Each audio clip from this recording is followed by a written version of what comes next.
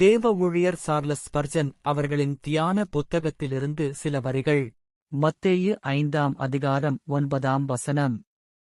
சமாதானம் பண்ணுகிறவர்கள் பாக்கியவான்கள், அவர்கள் தேவனுடைய புத்திரர் எண்ணப்படுவார்கள்.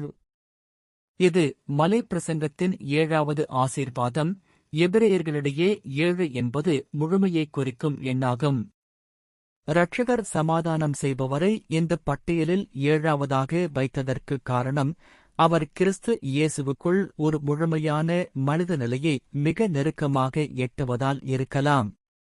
பூமியில் அனுபவிக்கக்கூடிய முழுமையான பேர் இன்பத்தை ஒருவர் பெற விரும்பினால், அவர் இந்த 7வது ஆசீர்வாதத்தை அடைந்து சமாதானம் செய்பவராக மாற வேண்டும். இந்த வசனம் அமைந்துள்ள இடத்திலும் ஒரு முக்கியத்துவம் உண்டு. இதற்கு முந்தைய வசனம், இருதயத்தில் சுத்தமுள்ளவர்கள் பாக்கியவான்கள், அவர்கள் தேவனை தரிசிப்பார்கள் என்று கூறுகிறது. நாம் முதலில் சுத்தமுள்ளவர்களாகவும் பின்பு சமாதானம் பண்ணுகிறவர்களாகவும் இருக்க வேண்டும் என்பதை புரிந்துகொள்வது அவசியம். நமது சமாதான குணம் என்பது ஒருபோதும் பாவத்துடனான சமரசமாகவோ அல்லது தீமையை சகித்துக் கொள்வதாகவோ இருக்கக்கூடாது. தேவனுக்கும் அவருடைய பரிசுத்தத்திற்கும் எதிரான அனைத்திற்கும் எதிராக நாம் உறுதியாக நிற்க வேண்டும். நம் ஆத்துமாவில் பரிசுத்தம் என்பது ஒரு நிலையான விஷயமாக மாறும்போதுதான் நாம் சமாதானத்தை நோக்கிச் செல்ல முடியும்.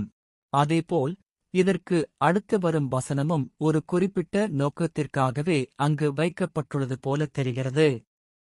இவ்வுலகில் நாம் எவ்வளவு சமாதானமானவர்களாக இருந்தாலும் நாம் தவறாகவே சித்தரிக்கப்படுவோம் மற்றும் புரிந்து கொள்ளப்படுவோம். இதில் ஆச்சரியப்படுவதற்கு ஒன்றுமில்லை.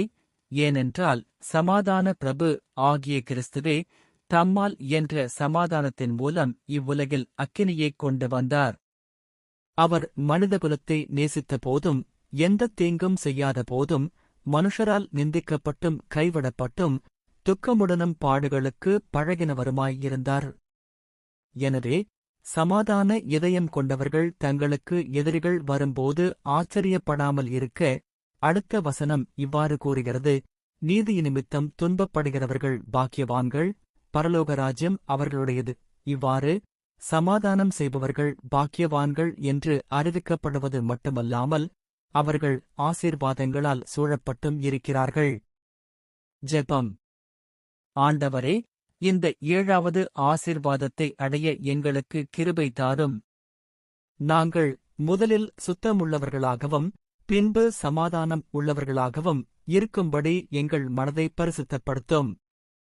உமது நிமித்தம் நாங்கள் துன்பப்படும்போது எங்கள் சமாதான குணம் எங்களை கோழைத்தனத்திற்கும் மனச்சோர்விற்கும் இட்டுச் செல்லாதபடி எங்கள் ஆத்துமாக்களை பலப்படுத்தும். ஆமென்.